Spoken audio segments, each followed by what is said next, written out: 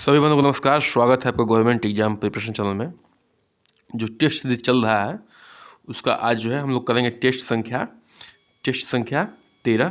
ठीक है, टेस्ट 13 आज है और इसमें क्या देखेंगे, भोजन के घटक पे प्रश्नों को देखेंगे आज।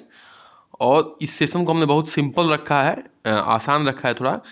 इसके दो कारण हैं। एक तो आपका रिवीजन हो जाएगा, पहली बात। दूसरी बात, कुछ बेसिक्स जो है रिवीजन हो जाएगा और कुछ बेसिक्स आपको जो है सही हो जाएंगे। ठीक है, बेसिक्स भी सही हो जाएंगे और एग्ज़ाम में भी कुछ क्वेश्चन बहुत सिंपल बनते हैं। ठीक है, और वहाँ अगर आपकी एक बार आंखों के सामने से ऐसे क्वेश्चन नहीं जाते हैं तो वहाँ धोखा आदमी खा सकता है।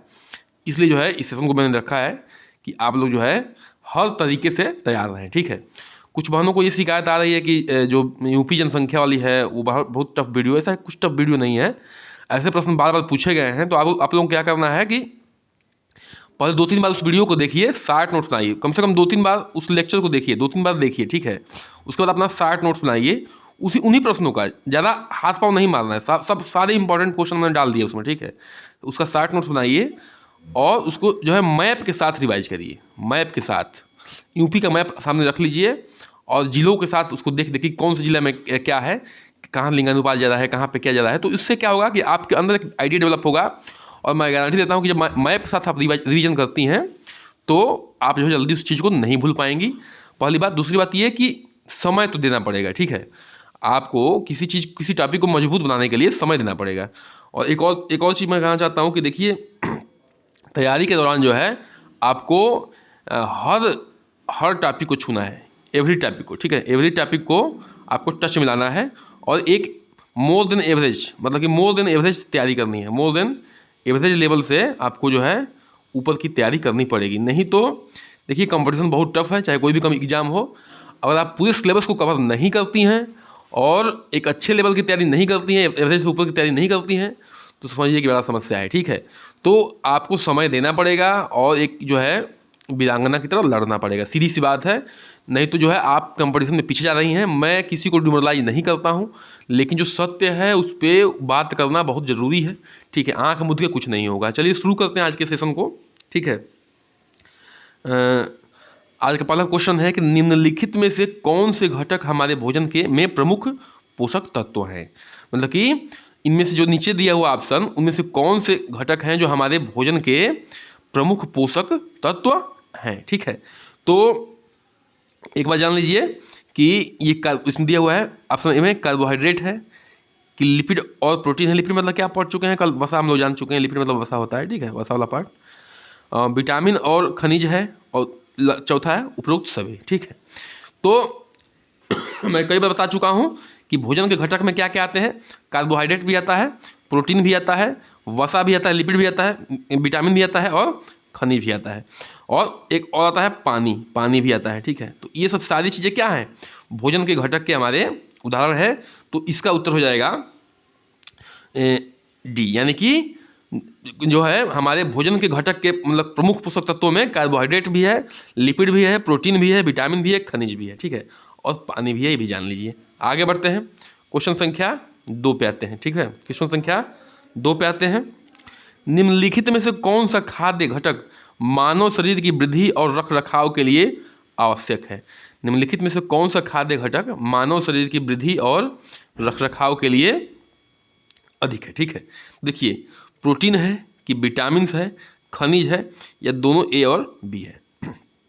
कह रहा है कि वृद्धि और रख रखाव मतलब उनके बचाव के लिए, सुरक्षा के लिए कौन सा जो है इसमें जो क्या है आवश्यक है। तो इसमें जो ऑप्शन हो जाएगा आपका हो जाएगा उत्तर डी ऑप्शन, यानी कि प्रोटीन भी और विटामिन भी। ठीक है, प्रोटीन और विटामिन दोनों जो है क्या है, हम ऐसे खाद्य घटक जो हमारे मानव शरीर के लिए वृद्धि और रख रखाव के लिए क्या है, बेहद आवश्यक है।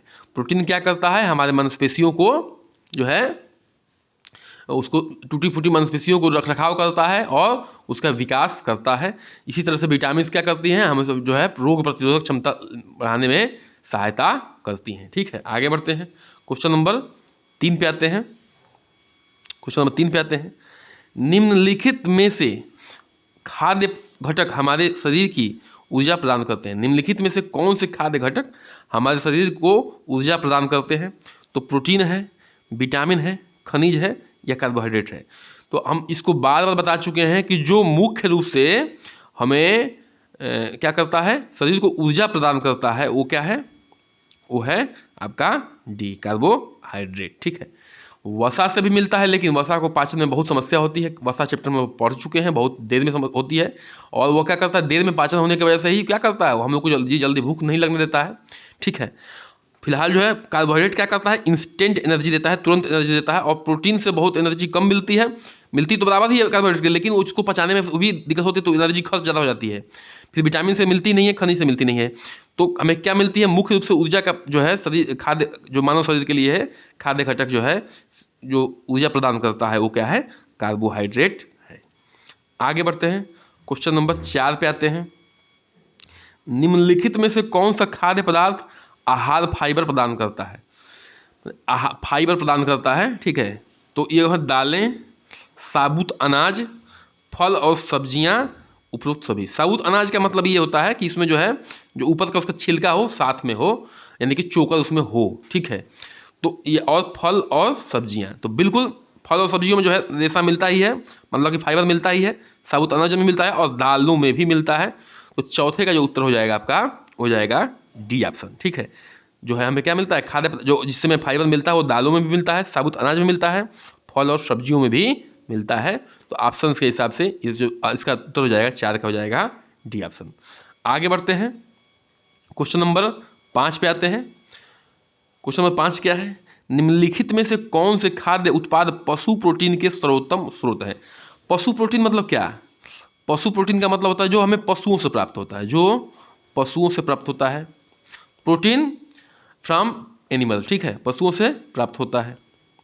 अब देखिए, या तो वो मिल्क प्रोडक्ट होगा, या तो वो मिल्क प्रोडक्ट होगा। ठीक है, मिल्क से प्रोडक्ट होगा, या उसका क्या होगा, मीट प्रोडक्ट होगा। मीट प्रोडक्ट होगा मतलब कि या तो वो उसके दूध से मिलेगा, ठीक है, या उसके मीट से मिलेगा। तो दूध से क्या क्या मिल सकता है? दही मिल सकती है, छाछ मिल सकता है, मक्खन मिल सकता है, घी मिल सकता है। मीट से मीठ ही मिलेगा। ठीक है, तो फिलहाल सॉरी, निम्नलिखित में से कौन से खाद्य उत्पाद जो है पशु प्रोटीन के सर्वोत्तम स्रोत है? तो दूध भी है, अंडा भी है, पनीर भी है। ठीक है, ठीक है, अंडा भी देखिए कहाँ से मिलता है, पशु से मिलता है। तो जो 5वें का उत्तर हो जाएगा आपका डी ऑप्शन। यानी कि ये सब क्या है, खाद्य उत्पाद ऐसे हैं जो पशु प्रोटीन के रूप में जाने जाते हैं और सर्वोत्तम स्रोत हैं, ठीक है, प्रोटीन के। आगे बढ़ते हैं, क्वेश्चन नंबर 6 पे आते हैं। निम्नलिखित में से कौन सा खनिज मजबूत हड्डियों और दांतों के निर्माण का कार्य करता है? ठीक है, मजबूत हड्डियों और दांतों का निर्माण का कार्य करता है। ठीक है, निम्न में से कौन सा खनिज है? तो आयोडीन है, या कैल्शियम है, या लोहा है, या सोडियम है। ठीक है, तो फिलहाल तो ये चैप्टर पढ़ाया नहीं हूँ, लेकिन इसमें जो आप पढ़ चुके होंगे, बहुत आसान क्वेश्चन है। 6 का जो उत्तर हो जाएगा बी, कैल्शियम। क्या होता है, मैं कई बार इस बात को बता चुका हूँ कि गर्भवती माँ होती है, और जो गर्भावस्था के बाद, मतलब डिलीवरी के बाद जो है क्या कैल्शियम की गोली और आयरन की गोली दी जाती है। कैल्शियम गोली क्यों देते थे? कि जो बच्चा जो है, बच्चे का जो अंदर क्या होता है, बोन्स का निर्माण होता है, हड्डियों का निर्माण होता है। ठीक है, हड्डियों का निर्माण होता है। तो हड्डियों का निर्माण कैसे होगा? जब तक उसके अंदर कैल्शियम का सोर्स नहीं हो पाएगा, तो कैल्शियम अपने माँ से लेता है। और माँ अगर कैल्शियम का स्रोत बाहर से नहीं लेती है, या दवा के रूप में, या भोजन में शामिल नहीं करती है अपने कैल्शियम को, तो क्या होता है, उसके माँ की हड्डियाँ कमज़ोर हो जाती हैं, बहुत नाजुक हो जाती हैं। ठीक है, भुरभुरी हो जाती हैं, टूटने का डर हो जाता है। ठीक है, तो इस तरह से जो है हम समझ सकते हैं कि हड्डियों का निर्माण किससे होता है? तो कैल्शियम से होता है। इस चीज़ को मैं कई बार मेंशन कर चुका हूँ। ठीक है, चलिए आगे बढ़ते हैं, क्वेश्चन नंबर 7 पे आते हैं। ठीक है, क्वेश्चन नंबर 7 पे आते हैं कि अंडा डैश का एक समृद्ध स्रोत है। अंडा जो है किसका स्रोत है? तो प्रोटीन का, विटामिन का, आगे बढ़ते हैं, खनिज का, और उपरोक्त सभी। तो जो देखिए क्वेश्चन नंबर कौन सा है, ये क्वेश्चन नंबर 7 चल रहा है हमारा। तो अंडा जो होता है, अंडा जो है वो प्रोटीन का भी स्रोत है। ठीक है, और विटामिन का भी स्रोत है, और खनिज का भी स्रोत है। ठीक है, तो अंडा जो है प्रोटीन का भी स्रोत है, विटामिन का भी स्रोत है, खनिज का भी स्रोत है। तो इस हिसाब से 7वें का उत्तर हो जाएगा डी ऑप्शन, यानी कि उपरोक्त सभी। अंडा जो है प्रोटीन, विटामिन, खनिज, उपरोक्त सभी का स्रोत है। आप जो है इस सेशन को क्वेश्चन तो हल करना ही करना है, लेकिन एक तरह से रिवीजन भी करना है, और किससे क्या क्या मिलता है आपके बेसिक्स भी मैं क्लियर करते जा रहा हूं। तो कृपया करके इस चीज़ को आप ध्यान रखिएगा, ठीक है। क्वेश्चन नंबर 8 पे आते हैं। निम्नलिखित में से कौन सा खाद्य पदार्थ घटक कोई पोषक तत्व प्रदान नहीं करता है? मतलब कैसे, कौन सा ऐसा खाद्य घटक है जो कोई भी पोषक तत्व प्रदान नहीं करता है? तो वो दूध है। अरे भैया दूध में तो पोषक ही पोषक होता है, ठीक है। पानी है, फलों का रस है, सब्जियों का सूप है। तो देखिए मैं बता चुका हूँ कि पानी से जो है कोई भी पोषक तत्व नहीं मिलता है, ठीक है। पानी से कोई भी पोषक तत्व नहीं मिलता है, लेकिन फिर भी पानी हमारे शरीर के लिए क्या है, बहुत ज़रूरी है। यह हमारे ताप को नियंत्रण करता है, और हमारे शरीर में जो भी बी और सी विटामिन से उनको घोल के जो है अन्य कोशिकाओं में पहुंचाने का काम करता है, ठीक है। तो पानी बहुत बेहद जरूरी है, और 70 से 80% क्या है हमारे शरीर में, पानी तो है, ठीक है।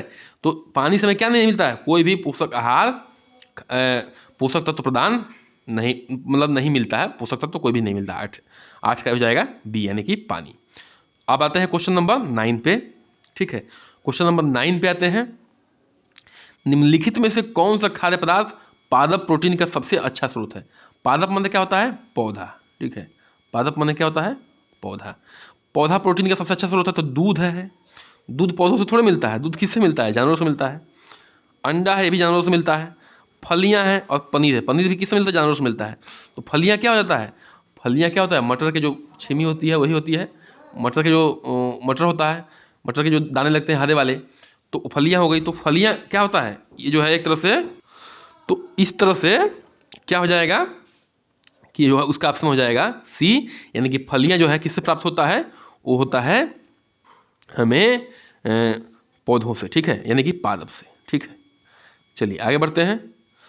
क्वेश्चन नंबर 10 पे आते हैं, ठीक है, कि निम्नलिखित में से कौन सा खाद्य घटक वसा से भरपूर है? वसा से भरपूर है, कल पढ़ा चुके हैं वसा चैप्टर। वसा में क्या होता है, वसा में तेलीय आइटम होते हैं, तेल होता है, घी होता है। जो तेल वाले पदार्थ होते हैं उनसे क्या मिलता है, भरपूर वसा मिलता है। तो चावल और मक्का, चावल और मक्का से क्या मिलता है, कार्बोहाइड्रेट मिलता है, ठीक है। कार्बोहाइड्रेट मिलता है, न कि क्या मिलता है, न कि हमें वसा मिलता है, ठीक है। वसा के बारे में पूछ रहा है। दूध, अंडा, सेम, ठीक है। दूध में तो थोड़ा बहुत मिलता भी है, अंडा में थोड़ा बहुत मिलता है, सेम में नहीं मिलता है। मक्खन, पनीर, तेल, उपरोक्त में से कोई नहीं। देखिए मक्खन में तो होता ही है, पनीर में भी होता है, और तेल में तो होता ही होता है। तो जो इसका उत्तर हो जाएगा, एक मिनट क्वेश्चन देख लेते हैं। क्वेश्चन संख्या 10 का उत्तर हो जाएगा आपका, हो जाएगा सी ऑप्शन, यानी कि मक्खन, पनीर और तेल, ठीक है। यहाँ से क्या मिलेगा, हमें वसा मिलता है भरपूर मात्रा में, ठीक है। चलिए आगे बढ़ते हैं। तेलीय पदार्थों से हमें वसा मिलता है, एक बार जान लीजिए। और थोड़ा सा ऑप्शंस को भी ध्यान रखना होता है, जब आप क्वेश्चंस करते हैं तो दिमाग खोल के बैठा जाता है उसमें, ठीक है। दूध में पोषक तत्वों के बारे में निम्नलिखित में से कौन सा कथन गलत है? गलत की बात हो रही है, सही की बात नहीं हो रही, ध्यान सुनिएगा। दूध के पोषक तत्वों के बारे में बात हो रही है, और कौन सा गलत है इसकी बात हो रही है। तो दूध कैल्शियम का एक अच्छा स्रोत होता है, बिल्कुल राइट है, ठीक है, कि दूध जो है कैल्शियम का एक अच्छा स्रोत है। दूध प्रोटीन का एक अच्छा स्रोत है, बिल्कुल राइट है, दूध में प्रोटीन भी बहुत अच्छा मात्रा में मिलता है, ठीक है। आगे बढ़ते हैं। दूध जो है विटामिन सी का अच्छा स्रोत है, बिल्कुल गलत है। दूध जो है विटामिन डी का एक अच्छा स्रोत है, ये भी सही है।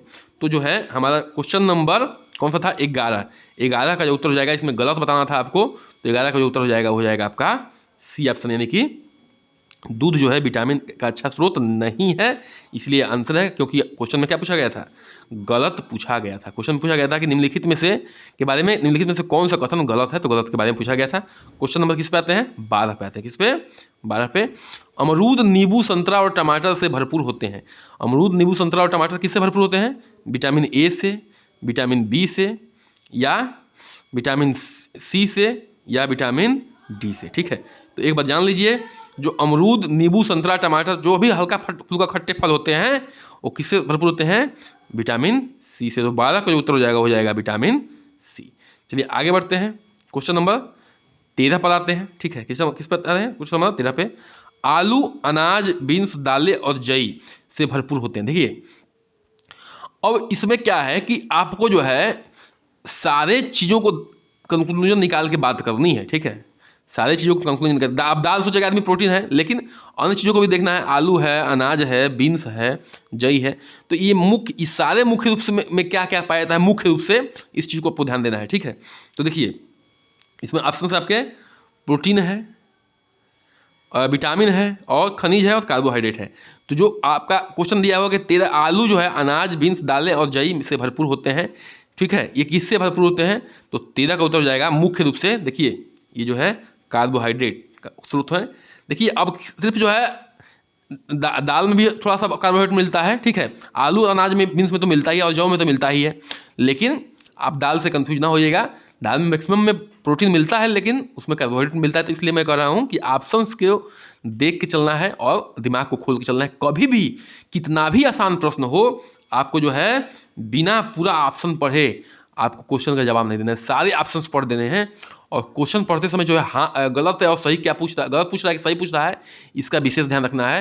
क्योंकि कुछ क्वेश्चन आसान होते हैं और गलत सही के चक्कर में जो है मामला गड़बड़ हो जाता है। तो इसलिए इस बात का भी ध्यान रखिएगा, ठीक है। ऑप्शन बिल्कुल सभी पढ़ने हैं। निम्नलिखित में से कौन सा भोजन का घटक नहीं है, कौन सा भोजन घटक नहीं है की बात हो रही है, वसा, फाइबर, पानी और उपरोक्त में से कोई नहीं। तो देखिए ये सारे जो है, वसा हो गया, फाइबर हो गया, पानी हो गया, और ये सब क्या है, भोजन के घटक हैं। तो जो 14 का उत्तर हो जाएगा वो डी हो जाएगा, यानी कि उपरोक्त में से कोई नहीं, सभी जो है क्या है, सभी जो है भोजन घटक हैं। आगे बढ़ते हैं, क्वेश्चन नंबर आज के लास्ट प्रश्न पे आते हैं। कृपया करके चैनल को सब्सक्राइब करिए, लाइक करिए, शेयर करिए, ठीक है। और जो भी वीडियो आप देख रही होंगी उसमें आप क्वालिटी देख रही होंगी कि हर तरीके से आपको समझाने की कोशिश की जा रही है, एकदम बेहतरीन तरीके से। तो कृपया करके जो है थोड़ा सा बस आप सब सब्सक्राइब करिए और देखते रहिए। और थोड़ा सा आप जो आपको जहाँ दिक्कत हो रही है उसमें कमेंट बॉक्स में लिख सकते हैं कि सर यहाँ पे दिक्कत हो रही है, तो हम जो है अगले वीडियो में जरूर उसको जो है निदान करने की कोशिश करेंगे। और निदान बिल्कुल हो जाएगा, ठीक है। कोशिश करने वालों की कभी हार नहीं होती, ठीक है। चलिए, लेकिन बैठे बैठे रहेंगे तो नौका पार भी नहीं होगी। इसलिए जो है कुछ ना कुछ आप लोग जो है एक्टिव रहिए और काम भी करते रहिए, वीडियो भी देखते रहिए, ठीक है। आप ये ऐसा चीज़ है ना आजकल ऑनलाइन के ज़माना कि आप जो है कोई भी काम, छोटा मोटा काम भी कर सकती हैं। छोटा मोटा ध्यान रखिएगा, ऐसा नहीं कि कोई जिसकी काम कर रही हैं, पूरी तल रही हैं और वीडियो देख रही हैं, तो ये काम गलत हो जाएगा, ठीक है। ये काम नहीं करना है आपको। कोई छोटा मोटा काम कर रही हैं तो आप जो है इसको देख सकती हैं, ठीक है, और आप जो है सीख सकती हैं, बिल्कुल। चलिए शुरू करते हैं। क्वेश्चन नंबर, हमारे शरीर के लिए आवश्यक सबसे महत्वपूर्ण और आवश्यक खनिज है, ठीक है। हमारे शरीर के लिए आवश्यक सबसे महत्वपूर्ण और आवश्यक खनिज है, ठीक है। तो लोहा हो गया, क्या कर दिया ऑप्शन, लोहा हो गया, ये सोडियम हो गया, और कैल्शियम हो गया, और उपरोक्त सभी हो गया, ठीक है। तो देखिए कोई भी ऐसा खनिज तत्व तो नहीं है जो हमारे शरीर के लिए जरूरी नहीं है, सभी जरूरी है। नहीं होगा तो क्या हो जाएगी, डिफिशियंसी होगी, और उस समय क्या होगा, रोग हो जाएगा, ठीक है। तो अब लोहा के बारे में पढ़ ही चुके हैं, बाकी सोडियम वोडियम के बारे में नहीं पढ़ा है, उससे ज़्यादा डिस्कस नहीं करूंगा। अब देखिए लोहा से क्या होगा, लोहा का आयरन कमी हो जाएगी तो क्या होगा, हीमोग्लोबिन नहीं बन पाएगा, तो उससे क्या हो जाएगी, एनीमिया हो जाएगी। क्या हो जाएगी, एनीमिया, ठीक है, एनीमिया हो जाएगी। और कैल्शियम कमी से क्या होगा, बोन्स का निर्माण नहीं होगा, हड्डियों का निर्माण नहीं होगा, बोन्स का, और टीथ हमारे क्या हो जाएंगे, कमज़ोर हो जाएंगे, ठीक है। क्या हो जाएंगे, ये कमज़ोर हो जाएंगे।